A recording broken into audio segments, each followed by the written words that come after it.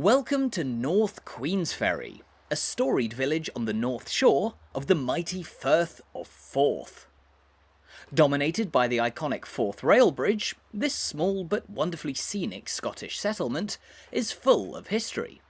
And on this brief walk around North Queensferry, we'll not only admire sweeping views across the Forth, but we'll also venture into the village's main streets, passing by historic hotels and houses, and discovering an array of intriguing points of interest, while we'll also pay a visit to the Harbour light tower, and climb to the top of what's reputed to be the smallest working lighthouse in the entire world.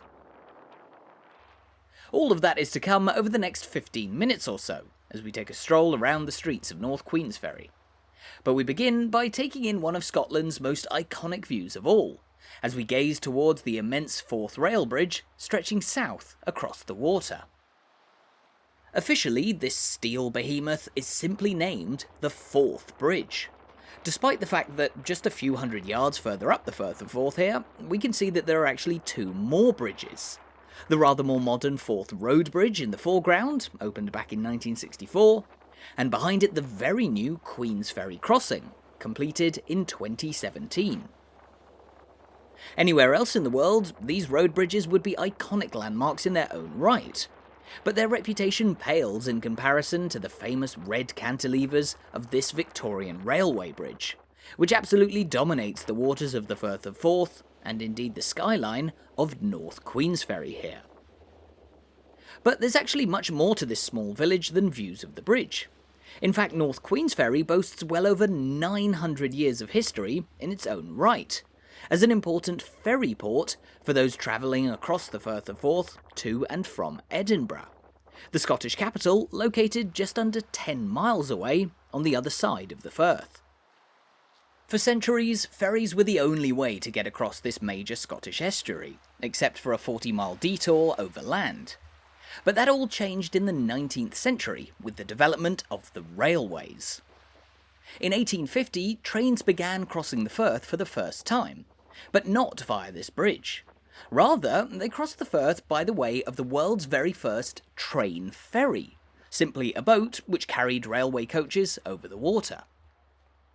As trains became more frequent, however, a dedicated railway bridge became necessary, and in 1882 construction started on this now iconic structure, an epic undertaking which opened 8 years later in 1890.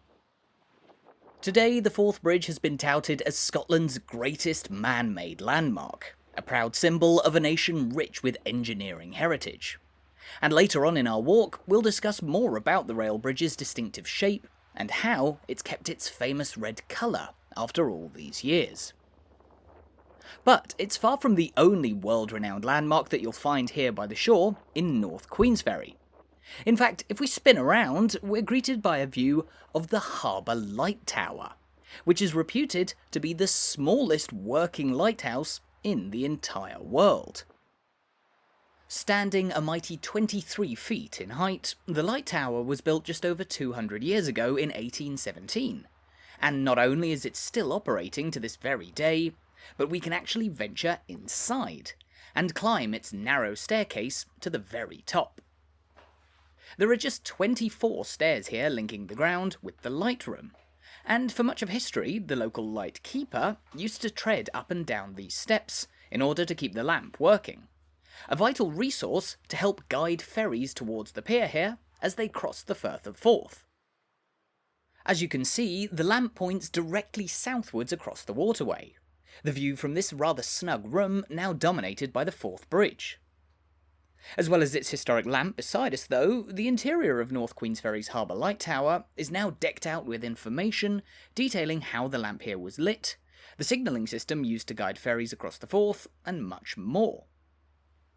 Indeed, the presence of this tower demonstrates to us just how important ferry crossings were to this settlement, boats having been the only route across the Firth until the advent of the railways.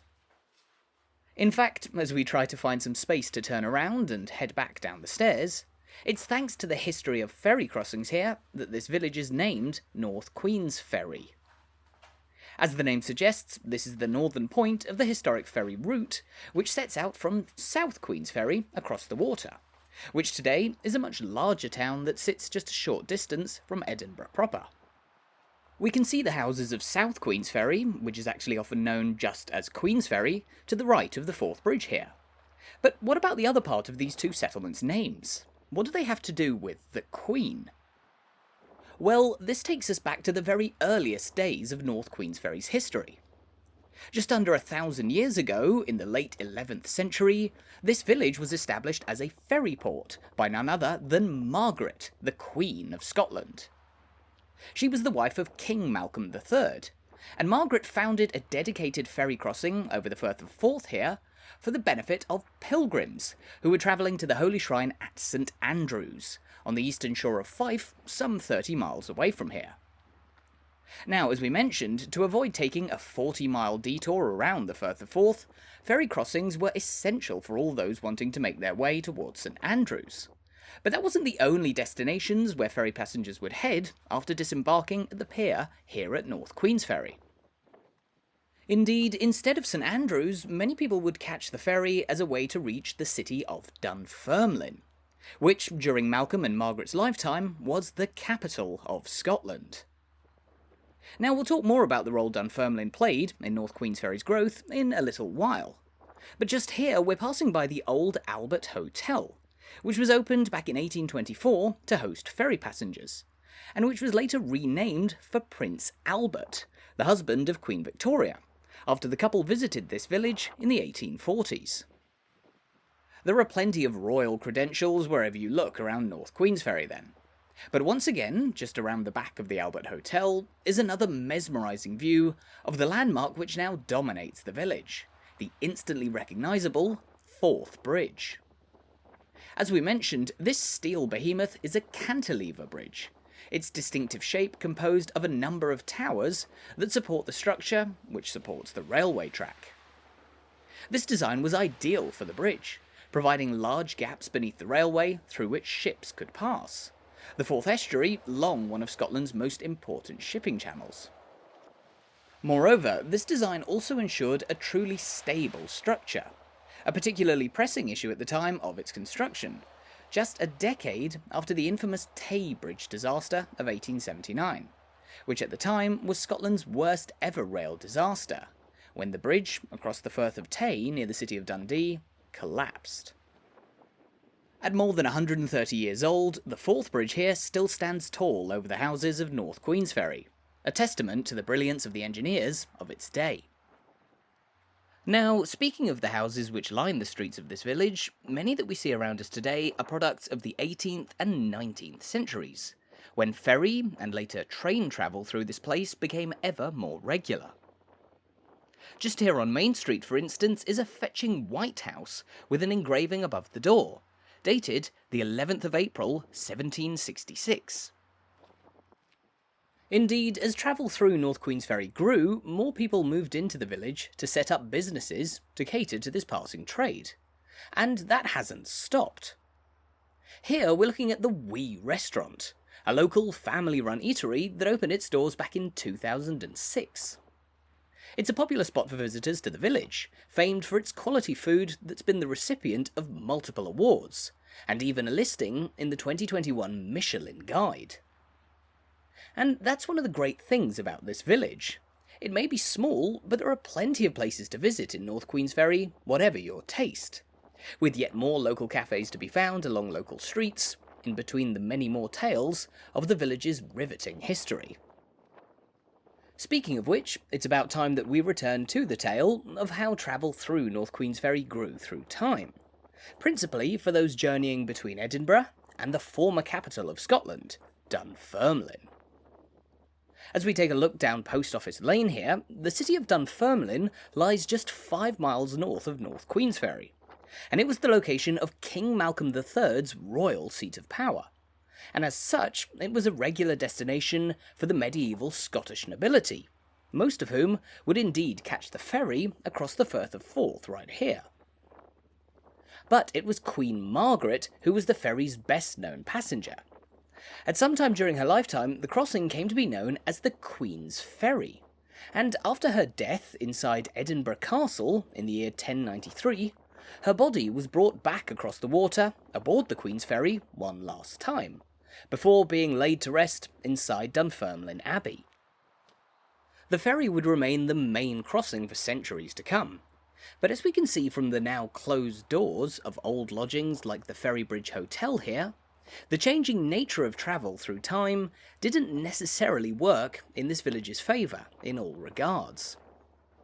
Once the Forth Bridge was built, people were able to go straight from Edinburgh to Dunfermline, and beyond, without needing to even set foot on the streets of this village. And so the locals who once ran hotels catering to ferry passengers awaiting their sailing soon saw much of their business dry up. But as we've seen, this village is still well worth visiting if you have the chance. Hop off the train at the northern end of the Forth Bridge and venture down to the waterside, on your way passing by landmarks like the local War Memorial, which was unveiled here back in 1921 in a prominent position overlooking the Firth of Forth. Now, the houses that we can see in this view make up the oldest part of North Queensferry, huddled around the shore, while just behind them the terrain rises steeply, up an area known locally as the Brae, a Scots word simply meaning a steep bank. Here at the foot of the Brae you'll find local treasures like the Waterloo well here, a historic well which was once of vital importance to those travelling through North Queensferry on long journeys.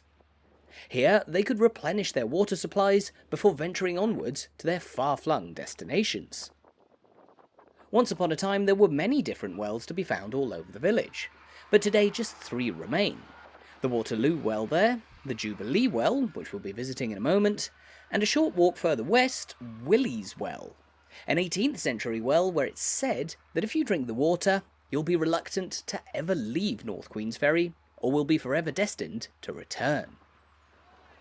And on sunny days like this, it's no wonder that so many people have had such a fondness for North Queensferry through the centuries. Not only boasting rich heritage at every turn, this village also boasts some of the most scenic and majestic views in Scotland, alongside the eye-catching juxtaposition of the nation's most immense bridge and the world's smallest working lighthouse. There are plenty more stories to uncover beyond even that. It's said, for example, that Mary, Queen of Scots, passed through here on the ferry on the day she was taken to Loch Leven Castle to be imprisoned.